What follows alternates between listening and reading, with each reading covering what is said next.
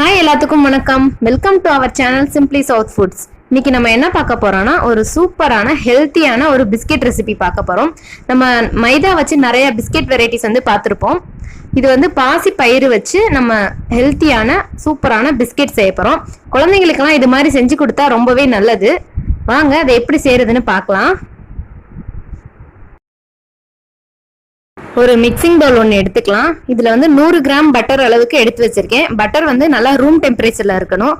ஃப்ரிட்ஜில் இருந்துச்சுன்னா 1 மணி நேரத்துக்கு முன்னாடியே வந்து எடுத்து வெளியில் வச்சிருங்க.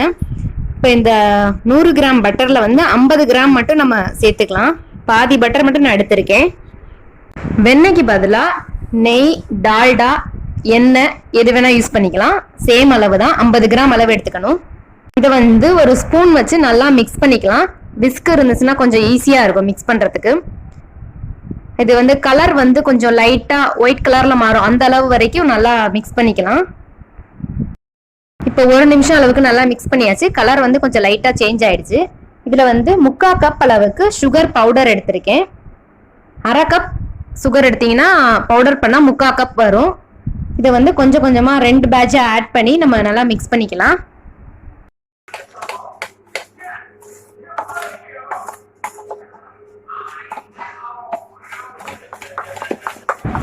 இப்போ ஒரு 2 நிமிஷம் ஆச்சு. இது மாதிரி நல்லா ஒயிட் கலர்ல கிரீம் மாதிரி வந்துருச்சு. அந்த அளவுக்கு மிக்ஸ் பண்ணிக்கிட்டே இருக்கணும். பாருங்க, இந்த நல்லா கிரீம் மாதிரி வந்திருக்கு. இது கூட 1 கப் அளவுக்கு பாசி பயிரை வந்து வறுத்து பவுடர் பண்ணி வச்சிருக்கேன். நான் இது வீட்டிலே செஞ்சது. நீங்க கடையில வந்து ரெடிமேட் பவுடர் விற்கிதுல, அதை கூட வாங்கி யூஸ் பண்ணிக்கலாம். நான் இந்த பாசி பயிரை வந்து நல்லா ட்ரை ரோஸ்ட் பண்ணிட்டு மிக்சிலே போட்டு பவுடர் பண்ணி வச்சிருக்கேன். இது வந்து 1 கப் அளவுக்கு ஆட் பண்ணிக்கலாம். இது கூட 2 டேபிள் ஸ்பூன் அளவுக்கு கடலை மாவு ஆட் பண்ணிக்கலாம். கடலை மாவு ஆட் பண்றதுனால நல்லா சாஃப்டா மொறுமொறுன்னு கிடைக்கும். 2 டேபிள் ஸ்பூன் அளவுக்கு ஆட் பண்ணிக்கலாம். 1/2 டீஸ்பூன் அளவுக்கு பேக்கிங் பவுடர் ஆட் பண்ணிக்கலாம். கொஞ்சமா வெனிலா எசன்ஸ் ஆட் பண்ணிக்கலாம். இதுக்கு பதிலாக வந்து வேற ஏதாச்சும் எசன்ஸ், ரோஸ் எசன்ஸ், எந்த எசன்ஸ் இருந்தாலும் ஆட் பண்ணிக்கலாம். இல்லைன்னா ஏலக்காய் பவுடர் கூட ஆட் பண்ணிக்கலாம். இதை நல்லா மிக்ஸ் பண்ணி விட்டுக்கலாம் ஒரு தடவை. இப்போ இதை வந்து நல்லா கையாலே அழுத்தி அழுத்தி பிசைஞ்சு விட்டு ஒரு சப்பாத்தி மாவு பதத்துக்கு வந்து ரெடி பண்ணிக்கலாம். தண்ணி, பால் எதுவுமே நம்ம சேர்க்க வேண்டாம். நம்ம போட்ட பட்டரும் சர்க்கரையும் மெல்ட் ஆகி அதுவே நல்லா கரெக்டாக இருக்கும். நம்ம அழுத்தி பிசைஞ்சு விட வந்து சர்க்கரை வந்து மெல்ட் ஆகி அதுவே நல்லா சப்பாத்தி மாவு பதத்துக்கு வந்துடும். அப்படி எதுவும் உங்களுக்கு ரொம்ப ட்ரையாக இருக்க மாதிரி இருந்துச்சுன்னா 1 டேபிள் ஸ்பூன் இல்லைன்னா 2 டேபிள் ஸ்பூன் அளவுக்கு பாலோ தண்ணியோ ஆட் பண்ணிக்கோங்க. ரொம்ப வந்து ஆட் பண்ணிடக்கூடாது. 1 டேபிள் ஸ்பூன் இல்லைன்னா 2 டேபிள் ஸ்பூன் தான் ஆட் பண்ணணும். இப்போ மாவு நல்லா இந்த அளவுக்கு ரெடி ஆயிடுச்சு. பாருங்க, எல்லாமே ஒன்று சேர்ந்து கரெக்டாக வந்திருக்கு. நான் எதுவுமே பாலோ தண்ணியோ எதுவுமே ஆட் பண்ணலை. நல்லா டைட்டாக இருக்கு. இந்த அளவுக்கு இருந்தால் சரியா இருக்கும்.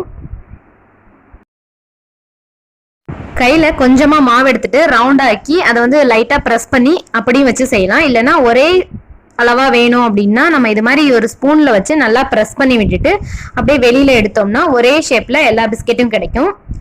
ஷேப்பும் கொஞ்சம் நல்லா இருக்கும். இது மேல வந்து பாதாம் வந்து சின்ன சின்னதா நறுக்கி வச்சிருக்கேன், இது சேர்த்துக்கிறேன். ட்ரை ஃப்ரூட்ஸ் எது இருந்தாலும் சேர்த்துக்கலாம், இல்லைன்னா அப்படியே கூட வைக்கலாம். பாருங்க எவ்வளோ நல்லா ஷேப் கிடைச்சிருக்கு.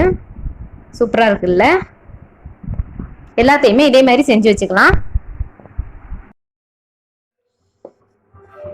எல்லாமே ரெடி பண்ணியாச்சு. இப்போ எல்லா பிஸ்கெட்டையும் நம்ம பேக் பண்ணி எடுத்துடலாம். ஒரு பிளேட்ல பட்டர் தடவி எல்லா பிஸ்கெட்டையும் இது மாதிரி அரேஞ்ச் பண்ணி வச்சுக்கலாம். இடம் விட்டு விட்டு வச்சுக்கலாம். அது பேக் ஆகி வர்றப்ப நல்லா பெருசாகும் பிஸ்கெட்டு. இப்போ அடுப்புல ஒரு கடாய் வச்சு அதுல 1 லேயர் அளவுக்கு உப்பு ஆட் பண்ணிக்கலாம். இதை நல்லா ஸ்ப்ரெட் பண்ணி விட்டுக்கலாம். இது மேல ஒரு ஸ்டாண்டு இல்லைன்னா ஒரு பிளேட்டை திருப்பி போட்டு வச்சுக்கலாம். இல்லைன்னா சின்னதா ஒரு கிண்ணம் எது வேணா வச்சுக்கலாம். நல்லா ஹை ஃப்ளேமில் வச்சு 10 நிமிஷம் அளவுக்கு ப்ரீஹீட் பண்ணிக்கலாம். இப்போ 10 நிமிஷம் ஆகிடுச்சு. நம்ம ரெடி பண்ணி வச்ச பிஸ்கெட் பிளேட்டை வந்து உள்ளே வச்சிடலாம். இது வந்து 20லேருந்து 25 நிமிஷம் அளவுக்கு மீடியம் ஃப்ளேமில் வச்சு பேக் பண்ணால் போதும். சூப்பரான பிஸ்கெட் வந்து ரெடி ஆகிடும். டைட்டாக இருக்க மாதிரி மூடி பார்த்துக்கோங்க. ஹோல்ஸ், அந்த கிளாஸ் பிளேட்லலாம் ஹோல்ஸ் இருக்கும்ல, அதை வந்து பேப்பரோ இல்லை மாதிரி பட்ஸோ வச்சு அடைச்சிக்கலாம். இப்போ 20 நிமிஷம் ஆகிடுச்சு. நம்ம பிஸ்கெட்லாம் சூப்பரா ரெடி ஆகி பேக் ஆகி வந்துருச்சு. இது வந்து எடுத்து வெளியில வச்சிடலாம். நல்லா ஆறட்டும். ஆறுனதுக்கு அப்புறம் எடுத்துக்கலாம். சூப்பரா ஹெல்த்தியான நம்மளோட பச்சை பயிறு பிஸ்கெட் ரெடி ஆயிடுச்சு. கடைக்கு போகாம ஓவன் எதுவுமே இல்லாம நம்ம சூப்பரா வீட்லயே ரெடி பண்ணிட்டோம். ரொம்ப ரொம்ப ஹெல்த்தியானது. குழந்தைங்களுக்கெல்லாம் வந்து பச்சை பயிறு வந்து ரொம்ப ரொம்ப நல்லது உடம்புக்கு. இது மாதிரி டிஃப்ரெண்டா பிஸ்கெட் ரெசிபி செஞ்சு கொடுக்குறப்ப அவங்களும் நல்லா விரும்பி சாப்பிடுவாங்க. கண்டிப்பா நீங்களும் ட்ரை பண்ணுங்க.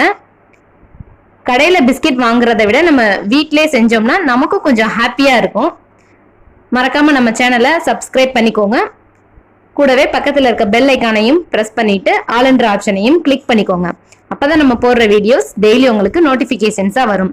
இதே மாதிரி நிறைய டிஃப்ரெண்ட் ரெசிபிஸோட திரும்பவும் சந்திக்கலாம். பாய்.